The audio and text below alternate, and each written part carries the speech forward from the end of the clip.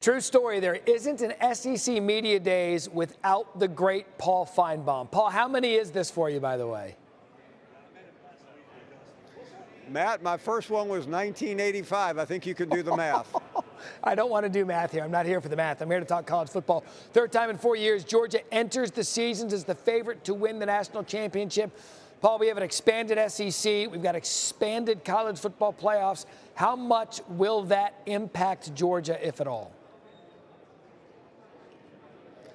Well, I think the big advantage for Georgia, Matt, is simple. A year ago, they lost one game, not during the regular season, which they haven't done since the COVID year, but they lost the SEC championship game to Alabama by 3 points, and they got knocked out. So they have some room to burn this year, some games to throw away. Not that they plan on it. Kirby Smart just walked by, and he doesn't look like he's planning on losing any game. But there's a margin of error because they have to go to Texas. They go to Ole Miss, two top 10 teams, maybe top 5 teams. So it's a little bit easier path, but once you get in the playoffs, then you obviously have to win quite a few games. Exactly. We've talked about this a lot of the time. 10-2 might get you into the postseason this year with the expanded playoffs. You talk about Alabama head coach Nick Saban. You guys are now colleagues. We're all colleagues with him. Hard to believe that. But he was asked who will represent the SEC in this year's SEC championship. Take a listen. I think Georgia and Texas, but I don't think there's any team right now or any coach that you would talk to, including myself for many, many years, that right now there's not some part of their team that they're concerned about. I believe in our Alabama team too, and I believe in Jalen Milroe. I just think the question marks in the secondary, until those get resolved, it's hard to sort of jump on that bandwagon.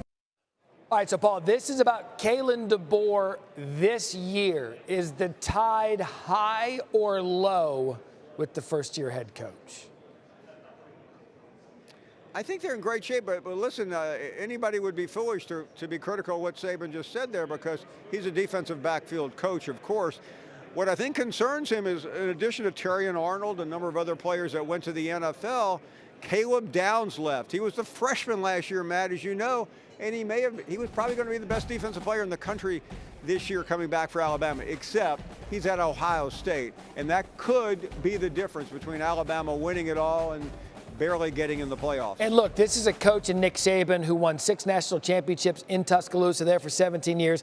Kalen DeBoer not doing that year one's not going to be a failure. This is a long play for Alabama. Most believe they have the right head coach, which is, by the way, we'll ask Paul that coming up in just a bit with fine or not fine. Heard from the fiery Brent Venables. Always a good press conference, always a good fiery conversation with the great Paul Finebaum, who is back for a preseason edition of Fine or Not Fine. First one up, we're going to lean on Oklahoma. Let's start with the newcomers. Oklahoma head coach Brent Venables. They are fine or not fine in their first year in the SEC. Matt, it's a qualified fine, not for the traditional Oklahoma national championships and playoff appearances, but fine over the last 2 years. They had a terrible first year.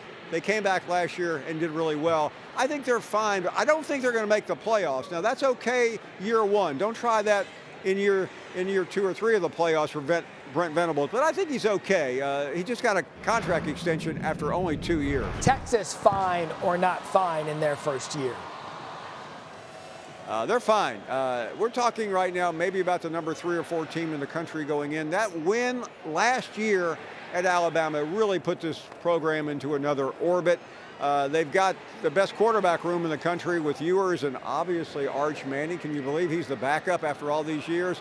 I think they're in really good shape. They're a playoff team. Can they win the title?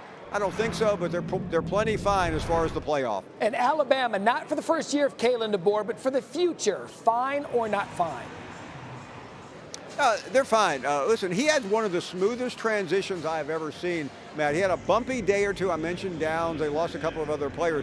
But since then, it's been phenomenal. He has a really good coaching staff. And don't tell Nick Saban I said this, but he's got a better offensive coordinator this year than Saban did last year. And I think his record indicates how excellent he is. The question, Matt, though, can he deal with the Alabama culture that eats its own? And you know what it's like on a Monday in Alabama after a loss. Kalen DeBoer has never experienced that before. Yeah, we'll have to tune into the Paul Finebaum show every Monday during football season if that were to happen. By the way, all 3 fines. Are you in a particularly good mood today? No, but I've got an SEC censor right to the left of me, and if I say anything's not fine, I will eject out of this chair. Yeah, fine enough. But I'll tell you what's not fine. All the people walking behind Paul Finebaum's shot. Respects the legend. Paul, thank you.